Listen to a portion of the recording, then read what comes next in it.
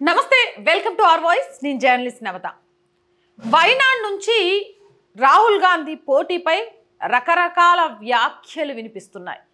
వంశపారంపర్యంగా అమేథీని వదులుకోవడం రాహుల్ గాంధీ చేసిన అతిపెద్ద తప్పుగా, రాహుల్ గాంధీ భయానికి నాందిగా చెప్తున్నారు. ఇక వైనాడ్ వేదికగా జరుగుతున్న మాటల యుద్ధం రాహుల్ గాంధీ ఇజ్జత్ పోతుందా అనే విధంగా ఉంది అంటూ సోషల్ మీడియాలో చర్చ నడుస్తోంది. అసలు ఏం జరుగుతోంది అమేథీలో, వైనాడ్లో అనేది ఒకసారి తెలుసుకోవాలంటే కొందరు మాట్లాడిన వ్యాఖ్యల గురించి మనం చర్చించాలి. ఇప్పుడు నేను ముందుకి గులాం నబీ ఆజాద్ రాహుల్ గాంధీపై చేసిన విమర్శల గురించి చూపిస్తాను. బీజేపీకి వ్యతిరేకంగా రాహుల్ గాంధీ పోరాడుతున్నారన్న వ్యాఖ్యలను గులాం నబీ ఆజాద్ తోసిపుచ్చారు. ఆయన చర్యలు అలా అనిపించడం లేదండి, బీజేపీ పాలిత రాష్ట్రాల నుంచి పోటీ చేసేందుకు సంకోచిస్తున్నారని అభిప్రాయపడ్డారు. మైనారిటీలు అధికంగా ఉన్న రాష్ట్రాల్లో ఆశ్రయం పొందుతున్నారని విమర్శించారు. సురక్షిత స్థానాలను ఎంచుకోవడాన్ని సైతం ఆయన ప్రశ్నించారు. రాహుల్తో పాటు Omar Abdullah spoon feeding kits అని ఎద్దేవా చేశారు. వీరిద్దరూ ఎలాంటి త్యాగాలు చేయలేదని, రాజకీయ వారసత్వాన్ని ఎంజాయ్ చేస్తున్నారని విమర్శించారు. నిజంగా కూడా తప్పులేదు ఇందులో. ఏదైతే ఇప్పుడు గులాం నబీ ఆజాద్ విమర్శలు గుప్పించారో వాటిలో కొన్ని అంశాల గురించి మనం మాట్లాడుకోవాలి. పొద్దున్నేస్తే బీజేపీ మాకు పోటీ, నరేంద్ర మోదీ మీదే మా పోటీ, నరేంద్ర మోదీని గద్దెదింపుతామని మాట్లాడే గాంధీ కుటుంబం మోదీ మీద పోటీ చేయడానికి ఎందుకు సంకోచిస్తోంది? కనీసం బీజేపీలో స్ట్రాంగ్ లీడర్ స్మృతి ఇరానీ లాంటి వ్యక్తిని ఎదుర్కోవడానికే సంకోచించి భయపడుతుంది అంటే అసలు నిజంగా కూడా రాజకీయ వారసత్వాన్ని ఎంజాయ్ చేయడానికే ఈయన కాంగ్రెస్ పార్టీలో కొనసాగుతున్నాడా? తనకు చరిష్మా ఉన్న లీడర్గా ఇందిరాగాంధీ మనవడిగా ప్రూవ్ చేసుకోవాలనుకుంటున్నాడా లేదా? ఇక్కడ చాలా పెద్ద డౌట్. మైనారిటీ అధికంగా ఉన్న రాష్ట్రాల్లో ఆశ్రయం పొందుతున్నారంటే డెఫినెట్గా కూడా మైనారిటీలకు పెద్దపీట వేస్తూ మైనారిటీ ఓటు బ్యాంకు ద్వారా మాత్రమే తాము భారతదేశ రాజకీయాల్లో ఉండగలుగుతాం తప్ప మైనారిటీ ఓటు బ్యాంకు లేకపోతే తమ చరిష్మా అండ్ తమ పని కేల్కతం దుకాన్ బంద్ అనేలాగా ఈరోజు కాంగ్రెస్ ప్రవర్తిస్తున్న తీరు చాలా క్లియర్గా కనిపిస్తోంది. ఎందుకు అమేఠీ నుంచి పోటీ చేయలేకపోయారు? అమేఠీ నుంచి పోటీ చేసి కదా తనను తాను ప్రూవ్ చేసుకోవాల్సింది అని మాట్లాడుతున్న తీరుకు సంబంధించి ఈరోజు గులాం నబీ ఆజాదే కాదు, చాలామంది కూడా రాహుల్ గాంధీ గురించి ప్రశ్నిస్తున్నారు. వైనాడ్ లాంటి దక్షిణ రాష్ట్రంలో తనకు గెలుపు అవకాశాలు ఉంటాయనుకున్న ప్లేస్లో తప్ప మిగిలిన ప్లేస్లలో ఎందుకు పోటీ చేయడానికి ఇష్టపడట్లేదు అనేది కూడా ఇక్కడ ఇంకొక క్వశ్చన్. అండ్ రాజ్నాథ్ సింగ్ కూడా దీని మీద స్పందించారు. పోటీ చేసే ధైర్యం రాహుల్ గాంధీకి లేదని కేంద్ర మంత్రి రాజ్నాథ్ సింగ్ ఘాటు వ్యాఖ్యలు చేశారు. అమేథీలో పోటీ చేసే ధైర్యం 2019లో అమేథీ లోక్సభ స్థానం నుంచి పోటీ చేసి ఓడిపోయిన రాహుల్ అక్కడి నుంచి కేరళలోని వైనాడ్కి పారిపోయి వచ్చారని ఎద్దేవా చేశారు. బీజేపీ అభ్యర్థి ఏకే ఆంటోనీ తనయుడు అనిల్ ఆంటోనీ తరపున పతానం తిట్టాలో రాజ్నాథ్ ఎన్నికల ప్రచారం నిర్వహించారు. రాహుల్ గాంధీ ఈసారి వైనాడ్లో గెలవరని, ఇక్కడి ఓటర్లు రాహుల్ని ఓడించాలని నిర్ణయించుకున్నారని తెలిపారు.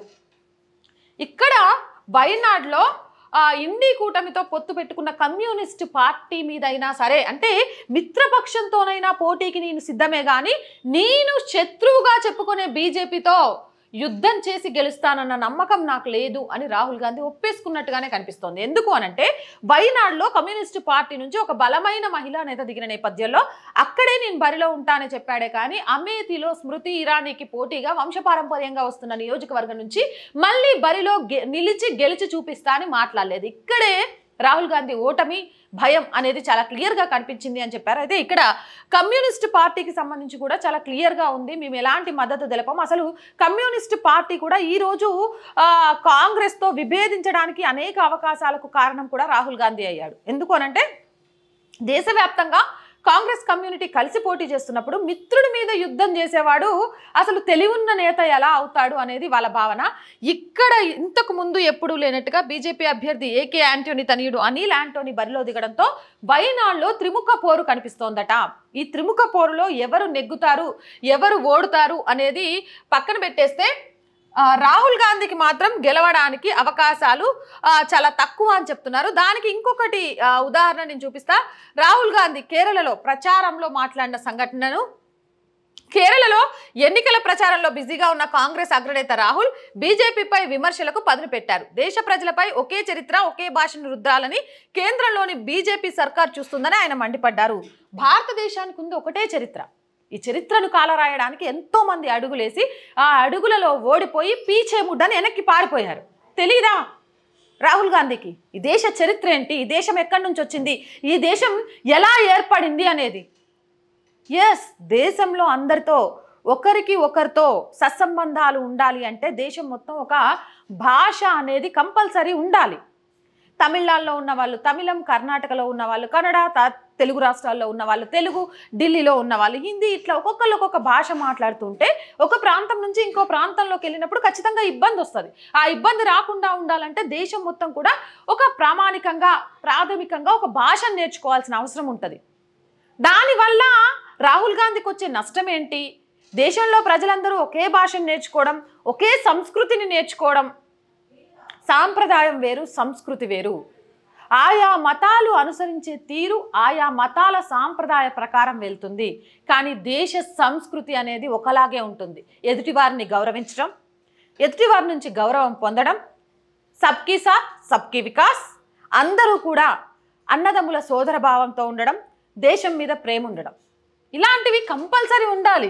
కానీ అది బీజేపీ నేర్పిస్తోంది భారతదేశంలో అని విమర్శించడం చూస్తుంటే రాహుల్ గాంధీ ఎంత మెచ్యూర్డ్గా మాట్లాడతారో అనే దానికి ఇక్కడ కనిపిస్తోంది. అనాలోచితంగా రాహుల్ గాంధీ మాట్లాడతారని చెప్పడానికి ఇది ఒక ఉదాహరణగా చెప్పుకోవచ్చు.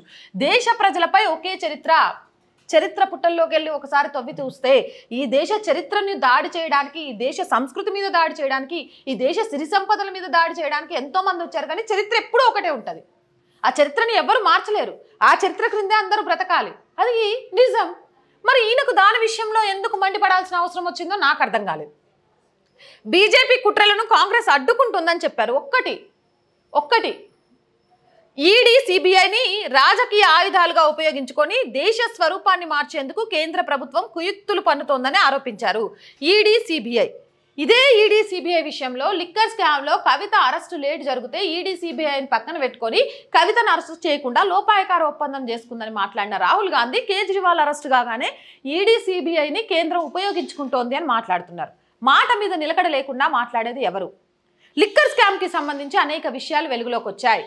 అలాగే ఇలాంటి స్కామ్లకు సంబంధించి ఈడీ, సిబిఐ ఎక్కడైతే దర్యాప్తులు చేస్తుందో అక్కడ కొన్ని కోట్ల నల్లధనం దొరుకుతుంది, రుజువులు దొరుకుతున్నాయి. ఇన్ని దొరికినప్పుడు కూడా ఈవెన్ పశ్చిమ బెంగాల్ విషయంలోకి వస్తే రైస్ విషయంలో అక్కడ జరిగిన అవకతవకల మీద ఈడీ ఎంటర్ అయింది. ఒక్క టీఎంసీ లీడర్ దగ్గరే 5,000 కోట్లు దీని విషయంలో అవినీతి జరిగిందనే విషయం బయటకు వచ్చింది. అవినీతిని బయటికి చేయడానికి దర్యాప్తు సంస్థలు పనిచేస్తుంటే ఆ దర్యాప్తు సంస్థలు చేసే పనే తప్పు అంటే అవినీతిని ప్రోత్సహించమనా? అయితే కాంగ్రెస్ దాని మిత్రపక్షమైన యూడీఎఫ్ దేశంలో వైవిధ్యాన్ని అంగీకరిస్తాయని రాహుల్ చెప్పుకొచ్చారు. ఎప్పుడైనా గుర్తుపెట్టుకోండి, వైవిధ్యం, విభజించడం, విభజించి పాలించడం, వైవిధ్యంగా ప్రోత్సహించడం అంటే మనల్ని విడగొట్టడానికి చేస్తున్న ప్రయత్నమే. భిన్నత్వంలో ఏకత్వంగా ఉండాలి. నీ ఇంటి లోపలే నువ్వే మతమైనా, ఏ కులమైనా, ఏ భాష అయినా, ఇంటి నుంచి గడప బయట అడుగు పెట్టినావంటే నువ్వు భారతీయుడివి. దేశం మీదే ప్రేమ ఉండాలి, దేశమే మొదటిగా ఉండాలి. అలాంటి తత్వం నేర్పించాలి. అలాంటి తత్వం నేర్పించని ఏ రాజకీయ నాయకుడి మాటలు నమ్మి మోసపోవద్దు. దేశంలోని భిన్న మతాలు, భాషలు, సంస్కృతుల మధ్య చిచ్చుపెట్టి రాజకీయ లబ్ధి పొందేందుకు బీజేపీ సర్కార్ ప్రయత్నిస్తోందని ఆగ్రహం వ్యక్తం చేసింది. కర్ణాటకలో ఏం జరుగుతోందో చూస్తున్నారు. ప్రస్తుత పరిస్థితి ఏంటి కాంగ్రెస్ పాలిత రాష్ట్రంలో అని.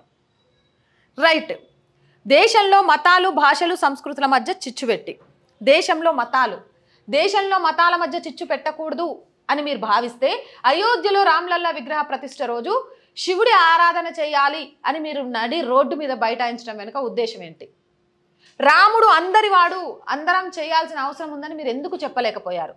రైట్, భాషా భావజాలంతో నార్త్ సౌత్ అని విభజించి పాలించాలని ప్రయత్నం చేస్తున్న ఈ పార్టీలన్నీ ఏ కూటమికి చెందున్నాయి?